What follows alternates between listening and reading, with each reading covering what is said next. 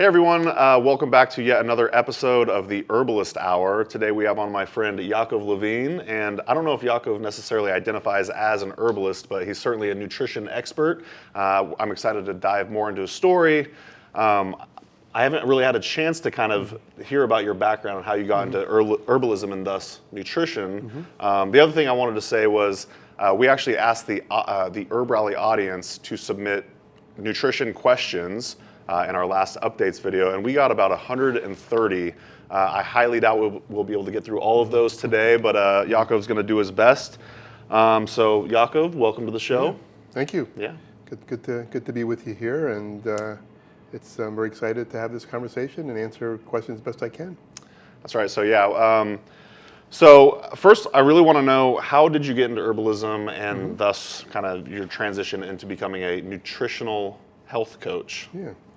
Currently I work with Natural Grocers and as a nutritional health coach. We have one in each of our stores, and it's a wonderful role for me to be able to use all the skills that I have and knowledge I have to share with our community, and have opportunities like this as well.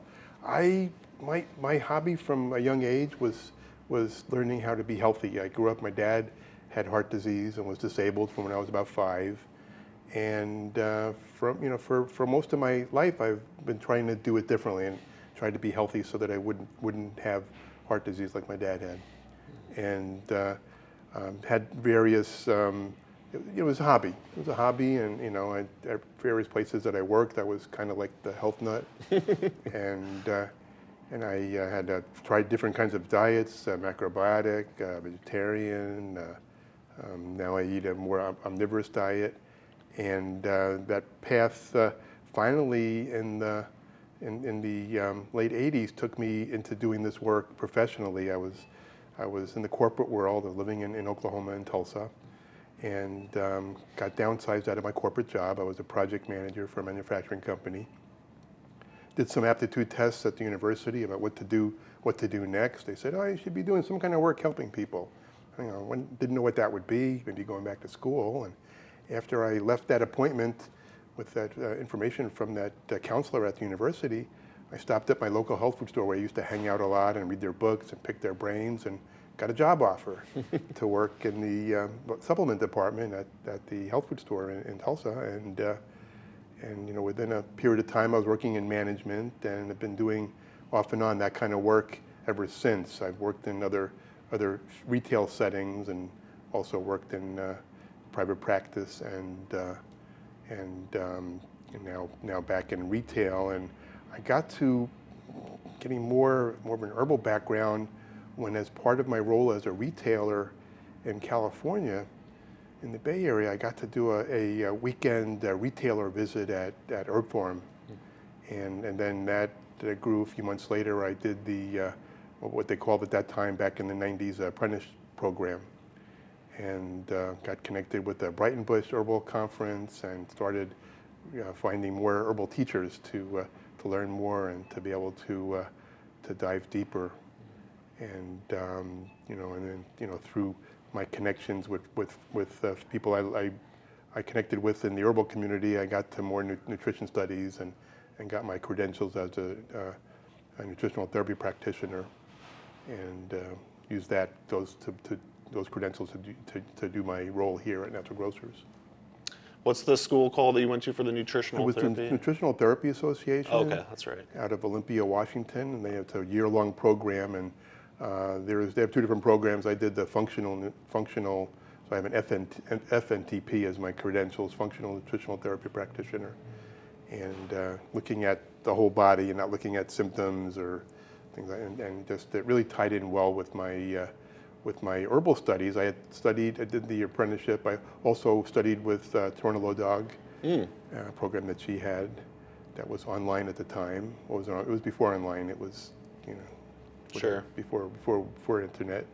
And then I was having a conversation with one of my herbalist friends, a mutual friend, Tracy Bosian, and said, Tracy, hi, Tracy.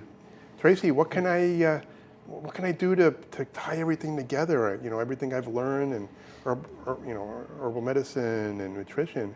And she had just finished this program, the nutrition program at Nutritional Therapy Association, and I signed up and finished that in 2007 and been working professionally since. Very cool. Nutrition and the study of nutrition, for me, I found very addictive as well. And then, yeah, it kind of led into the whole herbalism realm. And I always kind of look at the herbalists that I know, the clinical herbalists, they almost do play kind of this nutritionist role in a way. Tracy actually recommended the same school for me. I remember expressing interest to her at the Portland Tea Festival. She's like, you got to check out this program. So I assume it's still around. Yeah. All right, I'm going to link to that in the show notes for sure. Well, thanks for sharing your story. Is there anything else you wanted to kind of dive in regarding that? Well, or? we could probably go for a couple hours. Yeah, exactly. But, maybe we could get some questions. Let's do it. All right, we're going to jump right in. So again, thanks to the HerbRally audience for submitting these. These are some awesome questions. And we're going to start with the theme of chocolate. There's actually two separate questions, as you know, and we'll just start with the first one. This one was left by D. Elena. And they ask, my nutrition question is about chocolate. I love chocolate, especially dark chocolate. What's up with the recent reports of many of my favorite brands containing cadmium and lead? The horror. I still love chocolate, so how can I continue to indulge safely? Well, you can still enjoy your chocolate, and let me tell you why. Consumer Reports, unfortunately, when they wrote their reports and they listed all these levels of cadmium and lead for all these different chocolate companies, they weren't using the appropriate Prop 65 standard. Prop 65 is a labeling standard, an ingredient standard from the state of California for anything that could be potentially toxic. And typically it comes up a lot with lead because anything that grows in the ground is going to have lead in it. And if they were to use the appropriate standards for chocolate that were adopted in 2018, they wouldn't have had an article to write because it wouldn't have been an issue. Okay. So it's just as simple as that's concerned. Fortunately I've had a few of the chocolate companies that have corrected that and been able to share that we could still be enjoying. It's still great to have less of those heavy metals. And I know the chocolate, the lead is in the cocoa beans, and the cadmium is more in the ground. That the dust that while the beans are drying and fermenting, they get a little bit more of that cadmium. But it's still is within the safe realm of the standards of the 2018 standards from Prop 65.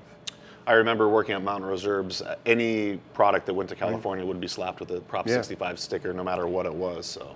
And most, and the EU has their own standard as well. It's a little bit different, and most of the companies are not going to do separate products just for California to be within a certain standard, and that was made certainly easier to do when they brought those standards into reality in 2018 with the standards that were adopted back then. Right on. Cool. So SH asks about chocolate as well. They say, I would love to hear from the nutritionist about his opinion on erythritol. I've used it in small quantities for years, mostly in Lily's chocolate, and now it's in the news as potentially dangerous. Thanks.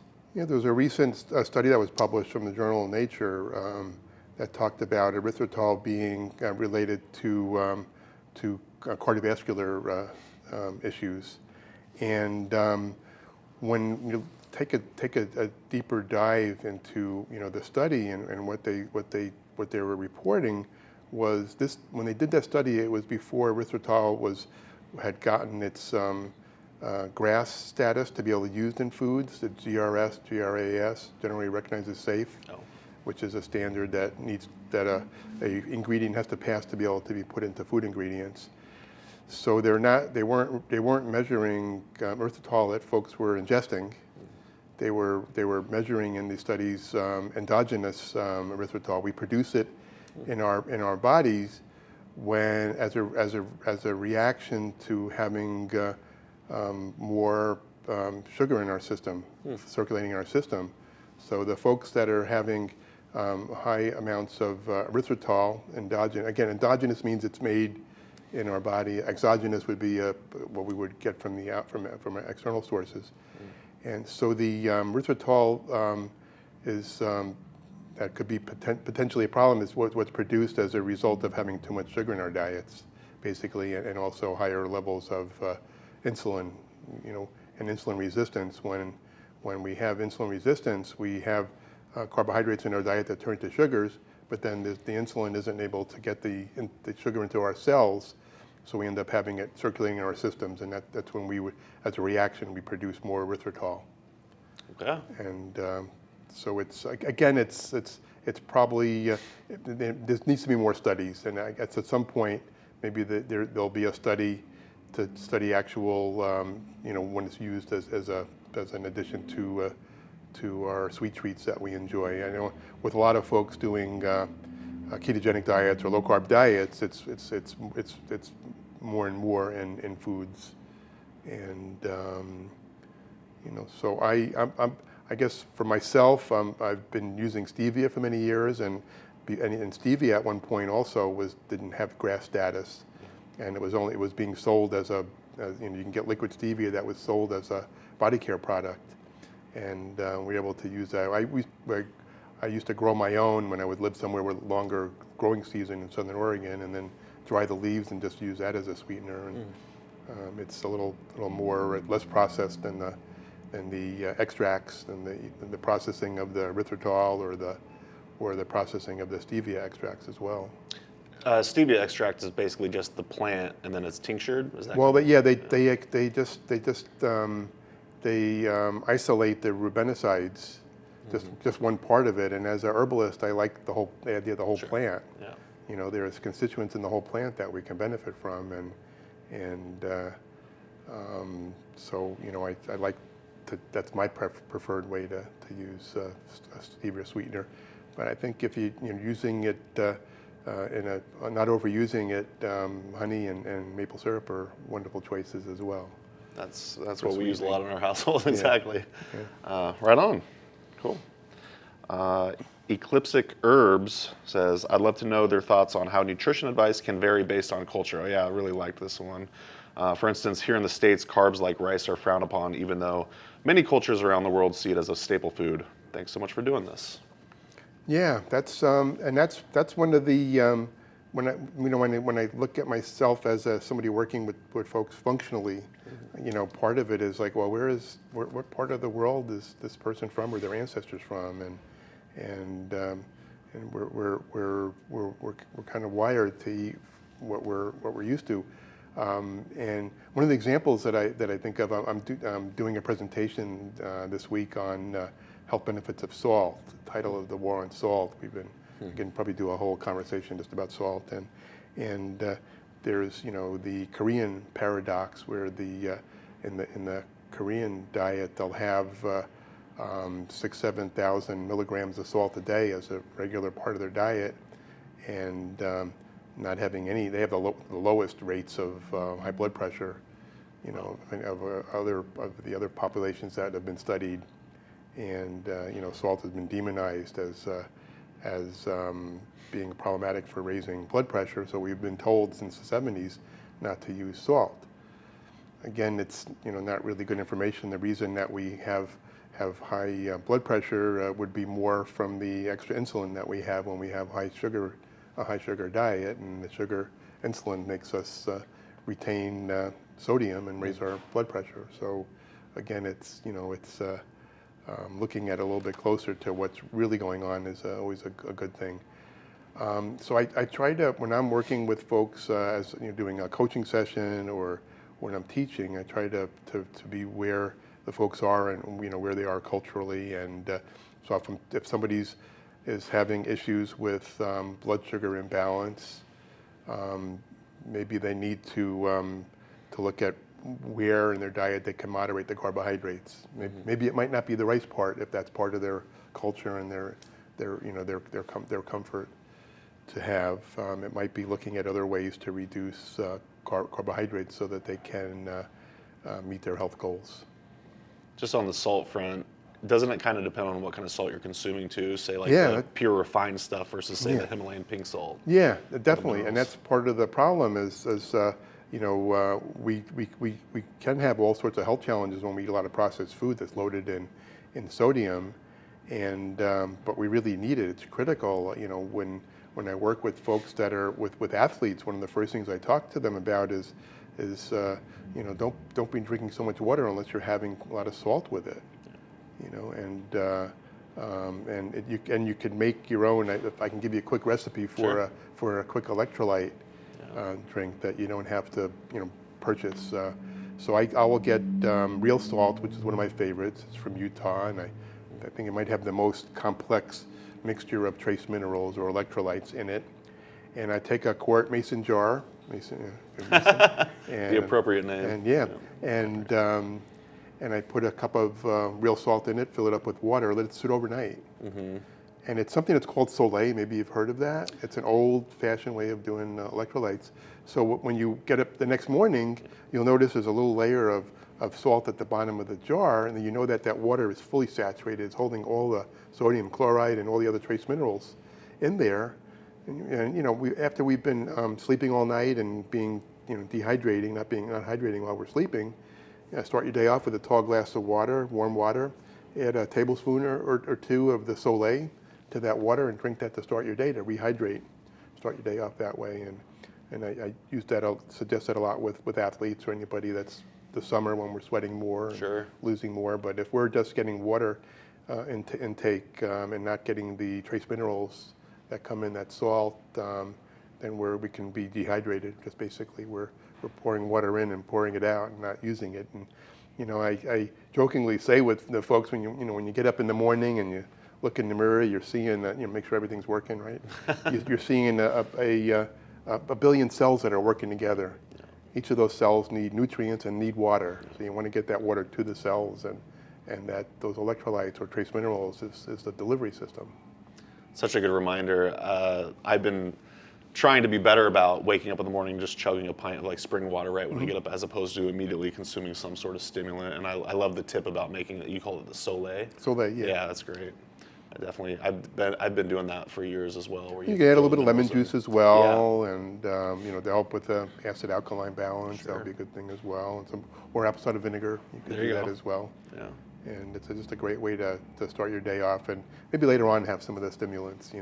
Sure. If you need that. My goal in life is not to need that. Amen. I think pretty much for most of my, there were, years ago, my first career was as a dairy farmer, and I worked a lot of hours and didn't get a lot of sleep. Often had to get up in the middle of the night to help support a birth of a calf or something, and so I needed that coffee to get started. But for most of my life, I've prided myself on just being ready to go.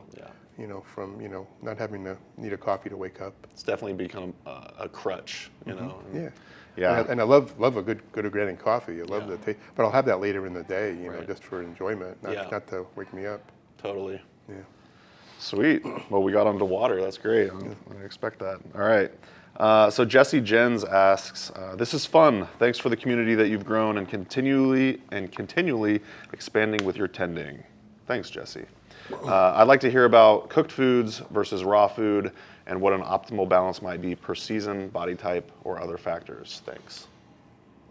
Yeah, again, we can talk a whole hour about that, but the short piece on that is that we're all different, and we all even each of us at different times have maybe something going on, different ways our digestion's working, and sometimes folks will be eating.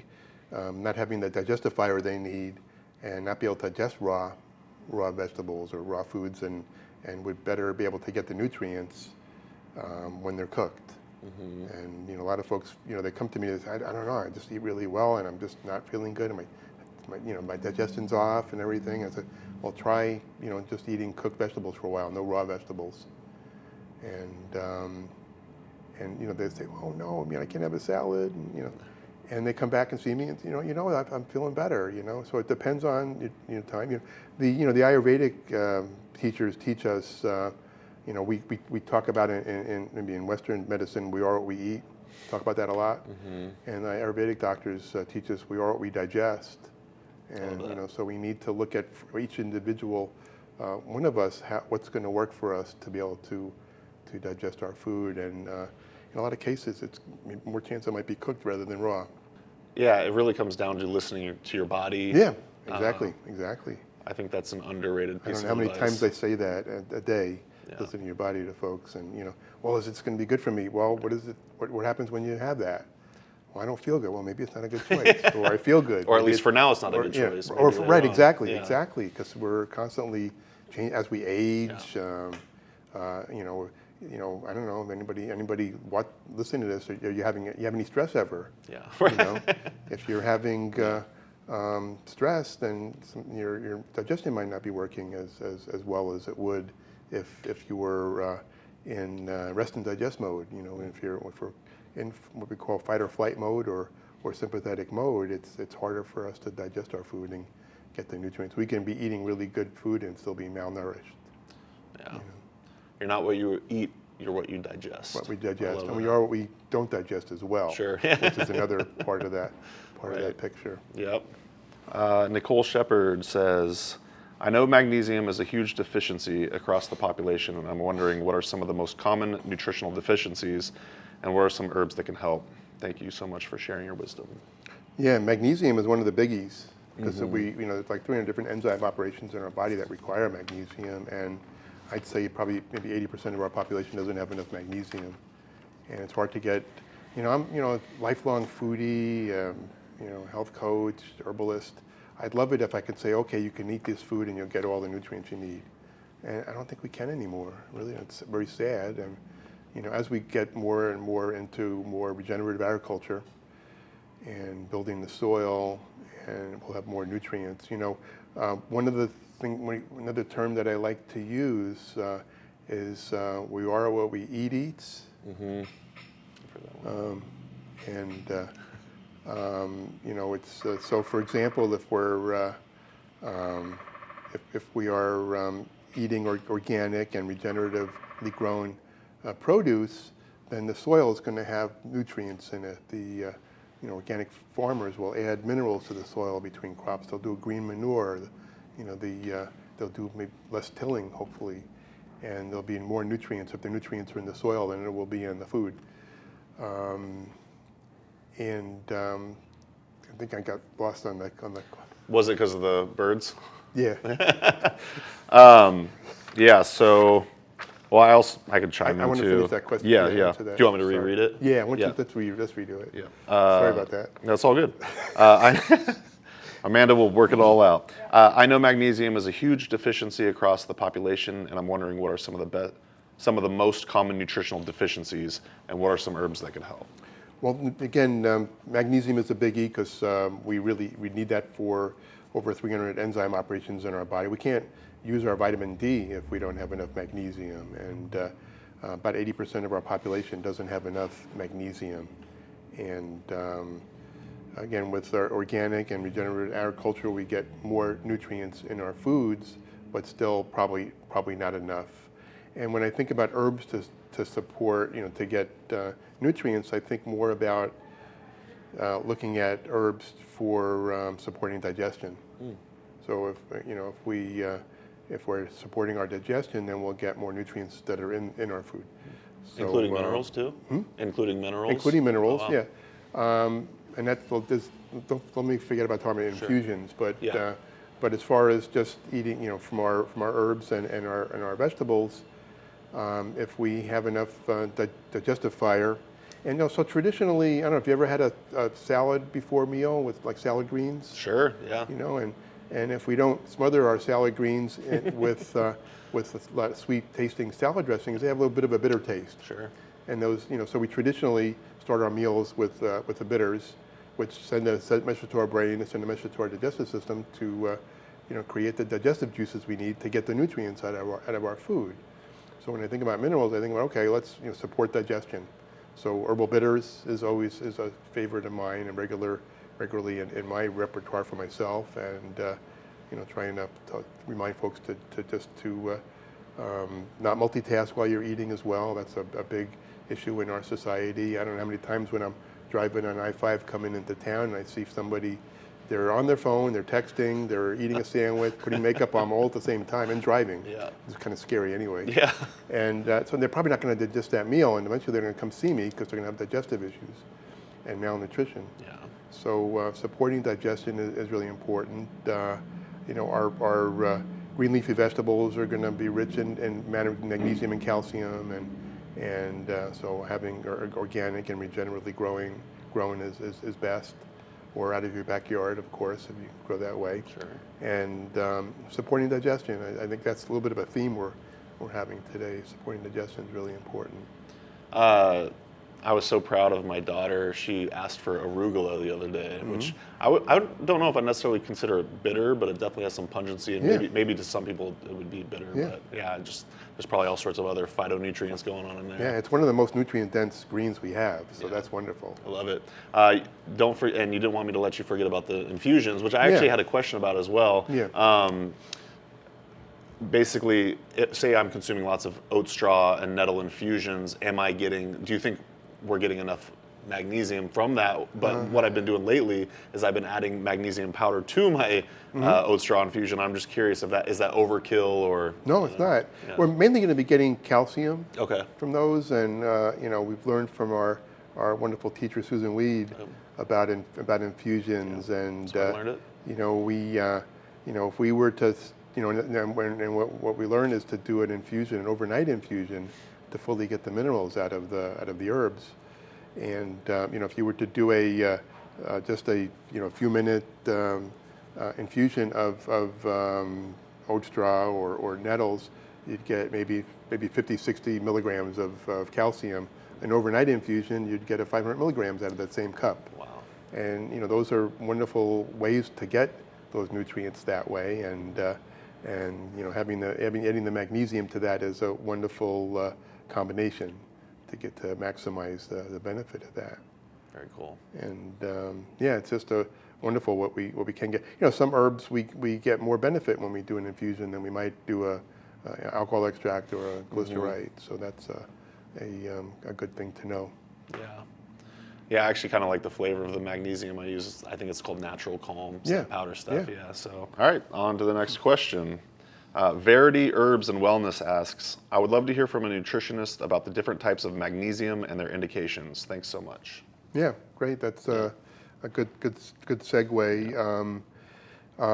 Magnesium. There's different forms of it. There is magnesium taurinate. Minerals need to be, when they're in supplements, need to be combined with some kind of acid or amino acid so that our body can recognize it and use it. Otherwise, it would be trying to eat rocks, and really our body wouldn't recognize that. Sure.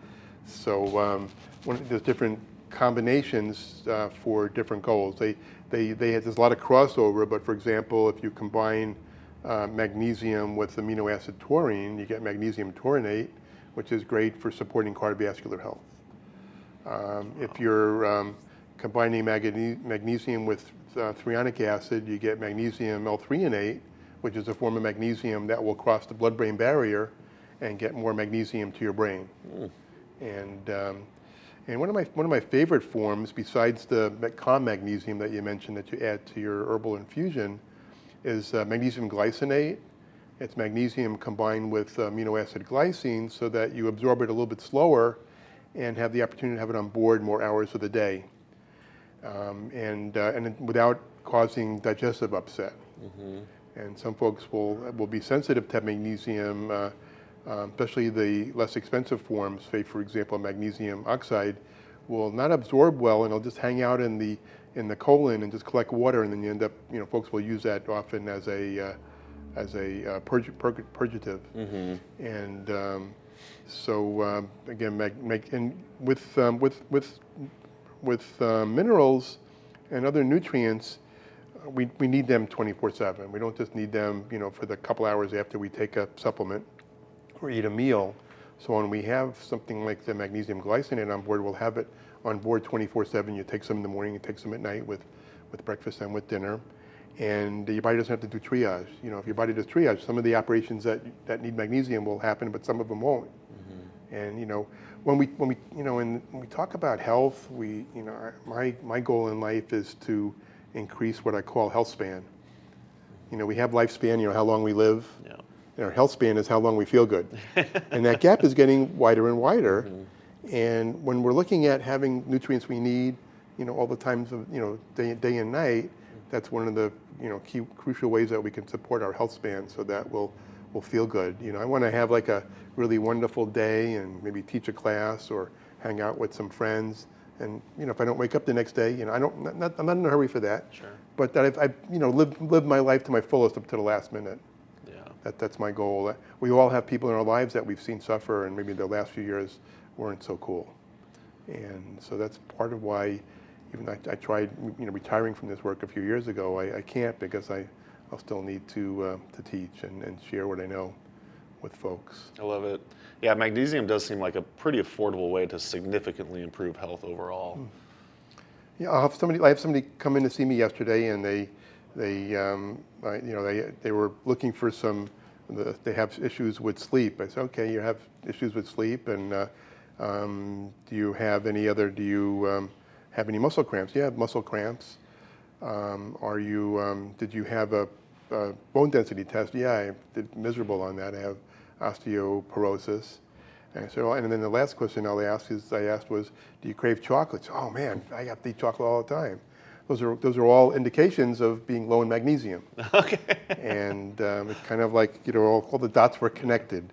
And it's just a simple way to support a lot of aspects of our health. Like I said, 300 different enzyme operations that happen in our body rely on magnesium. If we don't have it, you know. Amanda's always craving chocolate. Maybe she just needs more magnesium. A good chance, yeah. Yeah. And you can still eat chocolate and enjoy it, you know, but, you know, it's different to be, you know, just craving it. It's a little different. Sure. Great answer. Yeah. Oh, and I really liked the point about, I want to say you said something like magnesium is paired with like some sort of acid. Is that right? I never heard that before, and it makes sense because, yeah, the natural calm has this very like fizzy, sour taste to it. Yeah, and in the case of the calm, it's activated by the heat that you put it when you put it in your infusion. You know, the heat will activate that and make it more absorbable, and how folks will use that kind of powder is you can titrate that to bowel tolerance. You know, once you're having issues with that, and to start with, you just gradually increase your dosage, and they say that in the bottle. Yeah, they do up to 2 teaspoons, I think. Yeah. And once you start to get a little bit of, you know, loose bowels, and you cut back, and you know that your body is getting all it needs. And you can also use vitamin C the same way. You can titrate that to tolerance as well. Now, I did bring you an oat straw infusion, but I did not put magnesium in there. Okay. So I'm going to check it out. Yeah. And it's the Susan Weed method, 1 ounce per quart. And I have my magnesium glycinate on board, so I'll do this one. There you Cheers. go. All right, cheers. Grab mine. Cheers. It's good. Welcome to the infusion hour. Yeah. All right, moving right along. Katie Lent says, hi, thank you for highlighting nutrition. I'd love to learn more about electrolytes. What's the best way to replace them, and how can you know which ones you need most? Kind of sounds like I think we covered that earlier with the Soleil, and using plenty of, just get a good amount of real salt, Himalayan salt, Celtic salt, get some Maldon finishing salt, and just use that liberally. Great suggestion. Allison Rohde says, wow, there's so many good questions here. I can't wait for this interview. My question is, what nutritional support would you suggest for someone who has had their digestion affected by a stroke and is experiencing disordered digestion and nausea? Okay. One of my favorite herbs for digestion is ginger, and just a wonderful, inexpensive and easy way to support digestion. Paul Schulich, founder of the New Chapter supplement company, wrote a whole book on ginger, and I don't think there's an aspect of our health that's not supported by that herb.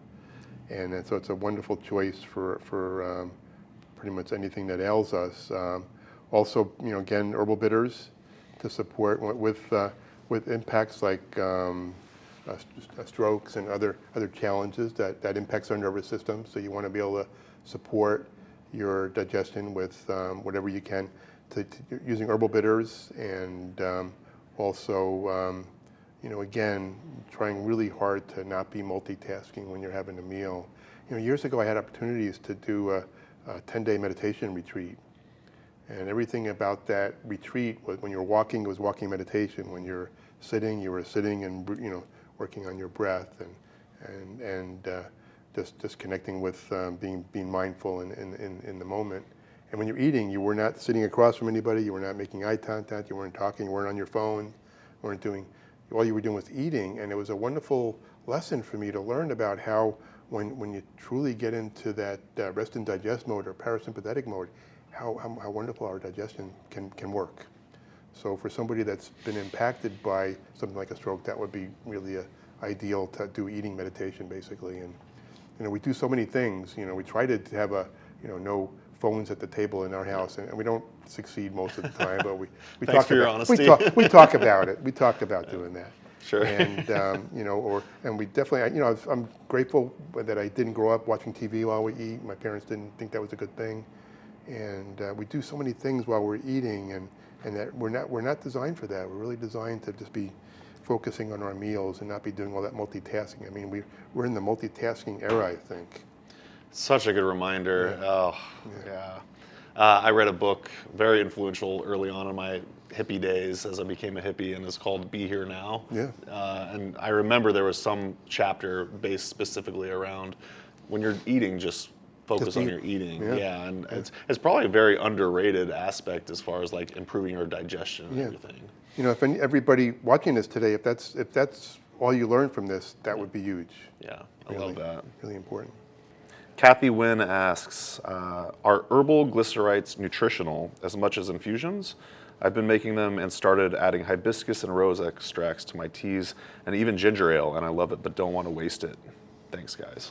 Yeah, again, we learned from one of my favorite guides is Herbal Medicine from the Heart of the Earth by Cheryl Tilner, and one of the parts that she has for each of the herbs in her books is what are the best ways to do a formulation. It depends on the herb. If it's you do different kinds of herbal extracts depending on how resinous the herb is or what some herbs you can get a lot of the nutrients just from an infusion. So there's no really wrong way to do it, but if you're getting the results that work for you, then you're getting good results. I think that's part of it is, and part of the beauty of herbal medicine of the plants is to just experience them and see how they feel for you, how feels that tea or that glyceride, or some folks want to avoid alcohol, so glyceride is a good alternative for some herbs that way. Not necessarily any of the high resin herbs would probably not work. Yeah, it goes back to listening to your body and how you feel. Great point. Kathleen Drew asks, I hear so much these days about needing to take daily vitamins to ensure that we can get all of our required nutrients. And even if we eat a balanced and varied diet, it might be difficult to get what is needed. I'd like to know what your thoughts are. Yeah, and it is, again, to my sadness, we don't have the same nutrients we had in the past. There's a wonderful book by Jo Robinson, Eating on the Wild Side, and she's one of the country's experts on pastured beef. And many years ago, she thought, there's a missing piece. If we're having this really good quality protein, what about the other nutrients that we get from the plants that work with that make that a complete balanced diet? And she started doing some research. She's up in Washington State, I think Vashon Island. She has a demonstration garden where she was growing some of the more original versions of the fruits and vegetables that we eat now, and just so much more higher in nutrients than what we have available now. Everything is grown to be bigger and grow faster, and even with organics, unfortunately. So we sadly we need that multivitamin to fill in the gaps, little gaps. It's you can call that an insurance, and it's just a way to to fill in. And when folks come to me and they say, I want to get a multivitamin, which one should I get? I say, well, how's your diet? And if they're eating a really healthy diet and it's organic, maybe biodynamic, maybe regeneratively grown, maybe a one a day would just give them that a little extra that they might need. If they're having what I call the Happy Meal diet or a drive-through diet, then I would say maybe you need a 2 or 3 a day multivitamin to make up what you're missing. it all depends on each person, and there's no one size fits all. Just kind of an aside, but do you have any thoughts on fish oil supplements, omega-3s and stuff like that? That's the same thing. If I could convince everybody to eat sardines regularly, Yeah. then we would get. And also, it's not only for example, I'll be in the vitamin aisles in the store here, and somebody will be standing in front of the turmeric section, and because they're obviously they're seeing they have some kind of inflammation and pain, and turmeric is a sexy nutrient for that, and it can be very helpful. So I'll ask them the question I have to ask. Well, what are you eating that's contributing to your inflammatory response that you're having? Well, I don't know, I want to talk about that, but often it's an eye-opener for folks, because when we were hunter-gatherers, and I don't think we've changed so much genetically from then, we had a balance, a one-to-one balance of omega-6 to omega-3. And we didn't have all the itises we have now. Maybe we were, a young age, we got eaten by a saber-toothed tiger, but we didn't have arthritis and other itises. Itis on the end means inflammation. And but now our diets are, in a healthy diet might be 20-to-1 omega-6 to omega-3. All the salad oils that we have in our foods, processed foods and baked goods, safflower, sunflower, soy, cottonwood, canola even. So we end up having a lot of omega-6 and not a lot of omega-3. And what do we have? Inflammation. So if we're not eating enough omega-3 rich foods that have particularly the EPA and DHA that you'd find in cold water fish, then we have inflammation, and then we need a supplement to balance that. And for folks that are on plant-based diets, there are algae sources now of the EPA and DHA as well. We can get omega-3 from other sources, from hemp, from flax, from chia, but we don't get the EPA and DHA. That's an important component that we need for cognitive function, and that we need also for having healthy inflammatory balance. But the algae supplements do contain They do have that now, awesome. Yeah, they do. Very cool. Yeah, so there's options now for folks on plant-based diets. Nice. And every so often, I was in a coaching session with somebody the other day, and I said, "Well, would you consider eating sardines?" He says, "Oh my gosh, I used to eat those with my dad whenever we watched football games. I love sardines. I haven't eaten them in years." Yeah. And just a reminder. This person already knew that, and already was something that she was excited about eating. Yeah. And a lot of folks will run the other way when I mention that, but I had sardines yesterday. Yeah, all right. Good man, good man. You knew I was going to say that. Makes my nutritional health coach heart feel good that you had that. Yeah, exactly. Lori Roten asks, "Love your channel." Thanks, Lori. I have a question about sugar cravings. Are there certain foods and/or dietary practices that can help to curb intense sugar cravings? I'm wondering if there are specific foods that help in the moment, and also some dietary practices that can bring the cravings to an end over time. This would help so many people in our current culture of sugary processed foods. Indeed, that's a great question, and that's one of the reasons the popularity of the ketogenic diets have burst on the scene over the last few years. And we're with the ketogenic diet, that's a low carb, low to moderate protein, and high fat diet. And when you think about different fuels that our body uses, think about I use this comparison for folks that have done a campfire or used a wood stove. Have you ever tried to keep that fire going with kindling? You have to keep throwing that in there on the fire, and that's the sugar in our diet, the carbs in our diet, and that log you put on that keeps you warm all night, that's the fats. That's a much more sustainable burning source of energy. But when we're wired to use carbohydrates, and we're not adapted to using fats for our main source of energy, we're constantly going to have those cravings. What we call being on the blood sugar roller coaster, where your blood sugar, you eat a meal, say you have a bowl of cereal and some orange juice and a cup of coffee for breakfast, which I think that's what I grew up having. A lot of folks watching this probably have had that maybe once or twice in their life. And so your blood sugar is high, and then 10 o'clock in the morning, time for a break, and you're going to be looking for a donut, or because your blood sugar is going to go low again, it's going to crash. So then you'll be looking for that donut or that cinnamon roll, and then your blood sugar will go high again, and then for lunch you're going to be looking for probably supersize the Happy Meal, and then for afternoon snack you'll be looking for the M&Ms in the drawer, and so we keep going up and down, and eventually, as we get older, our cells get resistant to the job that insulin does to get sugar to where we need it. So the carbohydrates that we have in our diet turn to sugar. Some of that will get stored in our muscles and in our liver as glycogen to be used between meals or when we're exercising. And some of it will get used in our cells when insulin is being able to do its job, and the rest will just store as fat. And we become, at some point, fat factories. And so one of the ways to avoid being on the blood sugar roller coaster is to eat meals that are more balanced.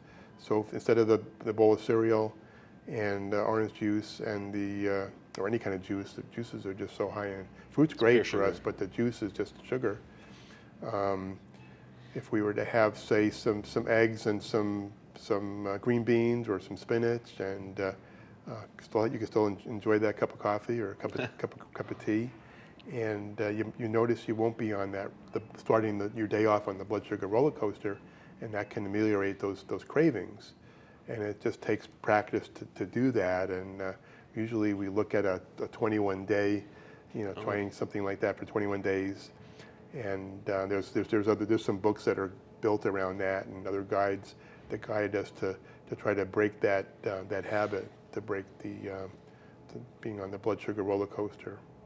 And especially important because as we get older and insulin can't do its job, then we'll be having even more cravings because we'll have had plenty of carbohydrates, but they're not getting used by our body and not getting even stored. We'll store some as fat, and the rest of it's circulating in our body, doing all sorts of damage. When sugar is circulating in our system, there's something that happens to our tissues. Most of the tissues that the sugar is coming in contact with are proteins, and those proteins get damaged by the sugar. It's called glycation, and we end up producing what's called advanced glycation end products. The way that I look at it or compare it, it's a little bit extreme. If you've ever grilled meat, that grilled part of the meat is a glycation process. So you're damaging the proteins in your body with all that extra sugar. So it's a really important goal to be trying to have more balance and get off the roller coaster.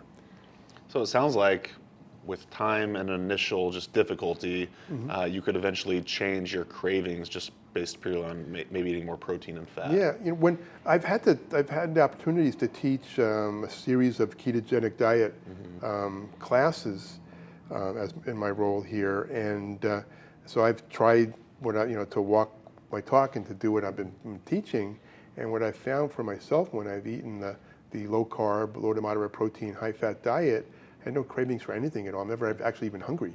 Yeah. And and have a more balance, and for me that's more sustainable. Especially working in a store, there's a cookie aisle here, there's a chocolate aisle, candy aisle. Yeah. There's a lot of temptations, and I have zero willpower. When I eat the way that works for me, I feel better, and I really cherish that, and that helps me to avoid some of the things that I could very easily do that. I wouldn't feel as good and stay off of that roller coaster myself. It's such a good answer. It's such a balanced answer, and for some reason my brain went to, isn't there an herb that you could take where it actually diminishes the taste of sweetness? I can't remember the herb, but I know I tried it one time at Occupy. And it's it'll come to me. I'm sorry. But your approach is much more realistic and balanced. I can offer those. We have a whole section in the store of those. And it's Genema sylvestre. That's right. Yes. And when you have you can do an experiment. Take some Genema sylvestre, put it on your tongue, and sweet things don't taste good. And that's a great way. I did that once, and it really works. It's crazy. One of the things that I would suggest to folks that were using that is to buy your capsules of Genema sylvestre. Open up one capsule inside the bottle, and let it open it up and shake it up. So whenever you swallow the capsule, you get the internal part that you digest, plus you get that taste on your tongue. That will sweet things not taste so good. We have these herbs, berberine, alkaloid from Oregon grape and golden seal that will also support our body using insulin more efficiently. So that's a good herb for blood sugar balance as well. And there's a dozen others that help support that. But if we can make those dietary changes, we're going to get more nutrients anyway, because when we're having all those carbs, it's not a nutrient-dense diet. If we're having vegetables and healthy proteins, then we'll get more nutrients. We'll be healthier. And remember that health span I talked about earlier. We'll be able to meet that goal. That's a great answer. You taking notes? Nick asks, I work in a natural supplement store and get customers all the time with digestive disorders. What is the #1 nutritional deficiency or something they should supplement with for things like IBD or IBS? Thank you. Yeah, good question, Nick. And again, I've been in retail settings for about 30 years, so I've had those questions a lot myself. And again, each person is going to have different challenges, and we want to support the healing. And some of the healing nutrients to support healing the digestive tract are amino acids. So if we support digestion, then the body can get those amino acids.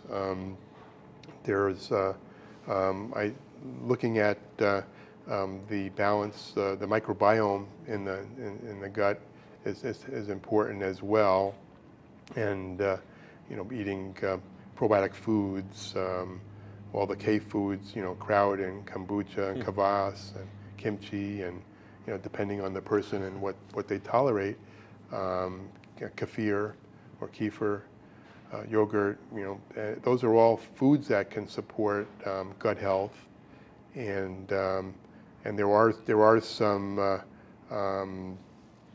enzymes that can help as well. It depends on, again, it's an individual thing. Each person's gonna be a little bit different. So Nick, when you're talking to these customers that come to see you, just try to ask some questions about what they're experiencing, and try to meet them where they are, and there really isn't one size fits all.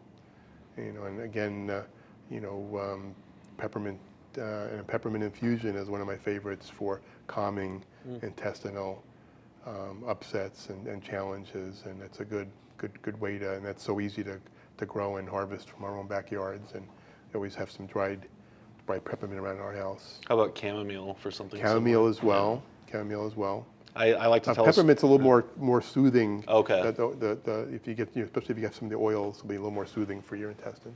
It seriously works so well. I took a drop of chamomile tincture one time, and my stomach ache went completely away. Yeah, right on my bookcase behind my desk in my office here, I have some chamomile tea ready to use, and sometimes I'll just throw it in my water bottle, the tea bag, to enjoy that, and it's been one of my favorite herbs as well. I never made the connection that they're all K. The K foods. Foods. I love that. And kvass is one of my favorites. Kvass. And it's so easy to make as well. Super easy. Nimrod Diaries is asking a question about how to support her sobriety with nutrition. Basically, how to use nutrition to help them keep them sober. Yeah, that's a good one. Well, when we look at how our body's impacted by alcohol, we look at our busiest and largest internal organ that we want to support, our liver, which does so many different functions, besides blood sugar balance and producing bile to eliminate toxins, and it has to process in the different phases of detoxification, any metabolites from our body's regular functions to the various things we're exposed to that will cause more stress. So supporting, and I don't particularly believe in the concept of doing a detox. How I look at it is 24/7 our liver is doing the different phases of detoxification, and that we just need to be supporting that on a regular basis, particularly if we've had a long term of maybe freshly or newly newly having in sobriety, but having used alcohol. So I think it would be more important. That would be a first thing to look at, is to support liver function. One of my favorites I learned from one of my herbalist teachers is I'll in the evening have just a spoonful of milk thistle powder and chase it with some water, and just to get, it's a wonderful bitter herb, and will give liver support. When we're sleeping at night, we're not using a lot of energy, so our liver has more energy our body has a lot of energy for a lot of different things. A lot of things happen at night more, including our liver going through the different phases of detoxification.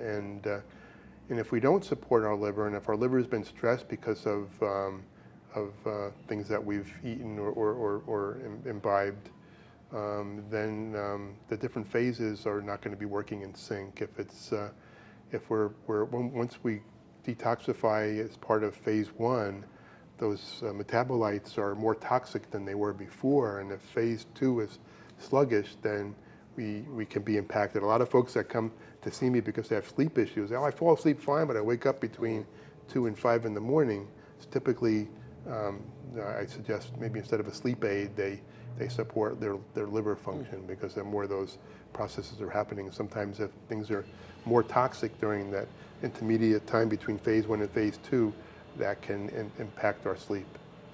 So milk, eating artichokes regularly in your diet, it's as simple as just getting the artichoke hearts and milk thistle, dandelion. During the spring, pretty soon the dandelion greens are going to be popping up in my yard, and I'm very excited about that, to be adding that to my greens mix. And just really supporting liver is really important. And on top of that, and along with that, is looking at the blood sugar roller coaster along with that, because often what happens is we still have those cravings, and they can get translated to craving sweets instead of alcohol, and then we end up on the blood sugar roller coaster, and that's pretty stressful, as I mentioned earlier. So doing that in conjunction, eating a more balanced diet to get off of the blood sugar roller coaster, and liver support. I remember in my early 20s, I would do Lent every year. I'm not Catholic, but I remember when I would not consume any sort of alcohol, I would have these intense cravings for like ice cream and stuff. And I was like, why is that? Okay, that's really interesting. Also, I did want to comment on the milk thistle seed powder. So you're literally taking like a teaspoon and then putting it in your mouth and then swallowing. Yeah, probably a tablespoon. Okay. Yeah. Okay, cool. Yeah, because I really like, say, like the Gaia milk thistle capsules. I always hear how great they are, but those could be really expensive for certain people. I feel as if you bought milk thistle seed powder, that'd be a much more economical way to get. And it's a way that everybody can afford to do it, and again, it's the extracts are standardized, and so they'll standardize. They'll spike some of the constituents in there, and again, I'm just kind of an old-fashioned herbalist. I like the whole everything that's in there. Folks ask me a lot about about fat. I mean, we could do probably a whole hour about fats, and fat is really important for us for a lot of different reasons. So we can absorb our fat-soluble vitamins, and I was a dairy farmer for many years, and I milked 300 cows 3 times a day for many years. So that's a lot of cows that came past me, and I never had a cow give fat-free milk. So it's the components are all important. They're there for a reason, and I try to honor that. And the same thing with our herbs and our plants. The nutrients are in there, and we don't know what the long-term effects are if we're isolating a certain component and not getting it in balance the way it is in nature. And maybe some folks might not agree with me on that, but that's my traditional way of looking at it. I did want to bring that up. Nutrition could be a very divisive topic, but I think everything you said today so far has been just really well balanced, and just, I don't know. I think, have you been resonating with a lot of this? Yeah. That's my goal. I don't think you've said anything particularly controversial.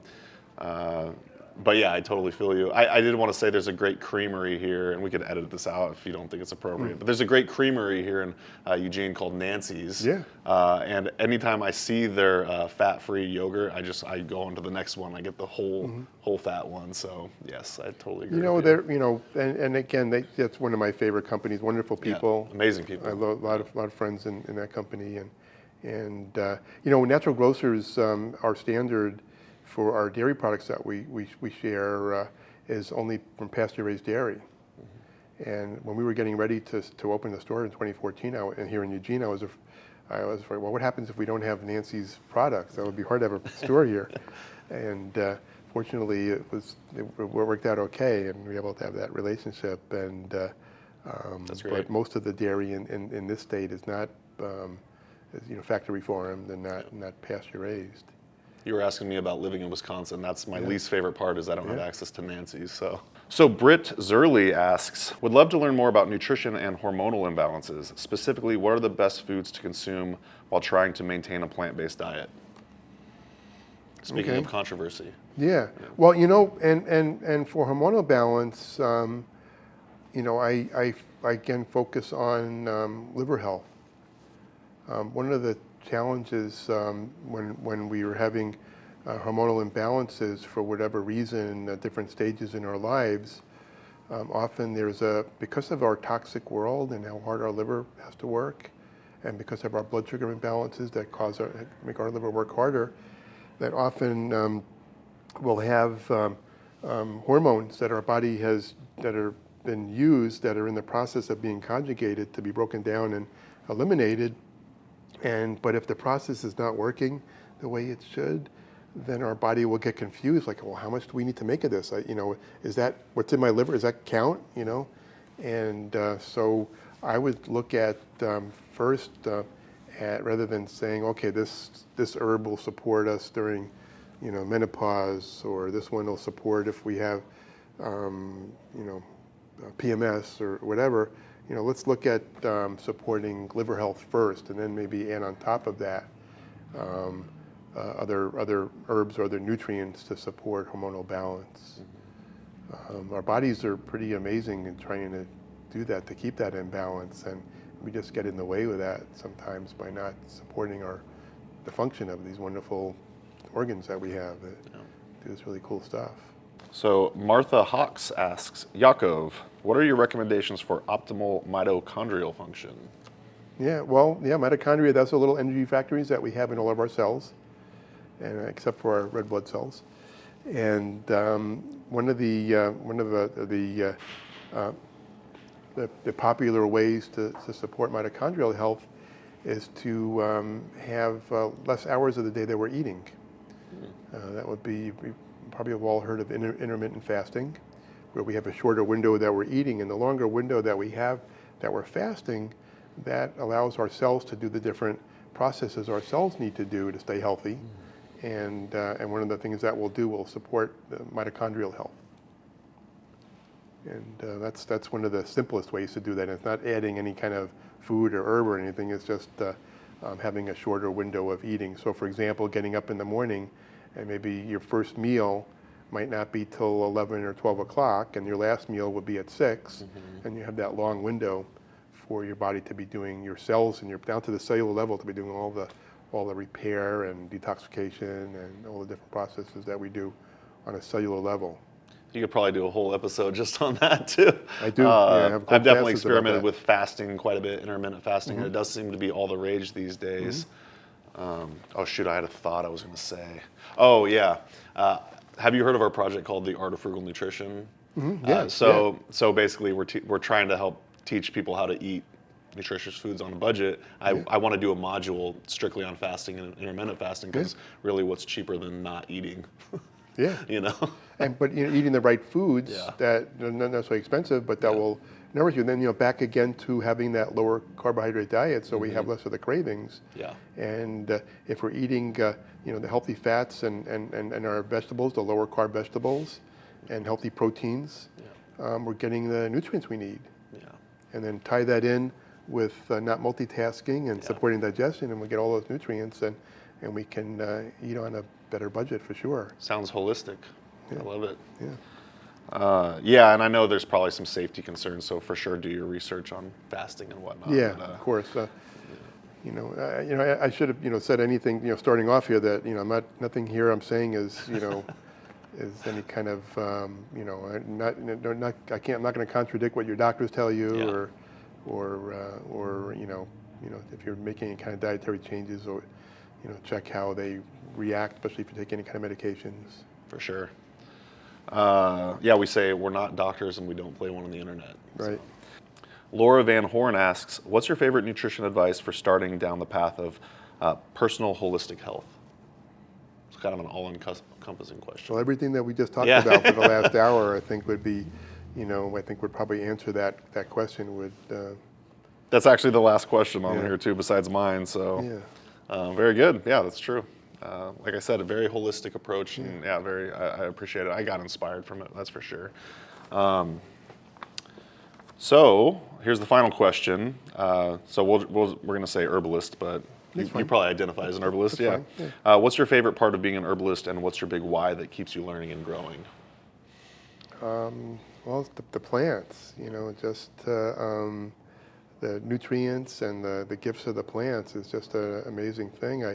I've had the opportunity with some amazing herbalists to do an herb walk and to just be, something that I might walk by and then learn that, that's, I can get nutrients out of that. I've just seen it as a weed or something, and it's just there's just nutrients there. We can learn from the herbs. I like to like the doctrine of signatures. What aspects of the herbs help us to know how they can support us. One of my favorites is St. John's wort.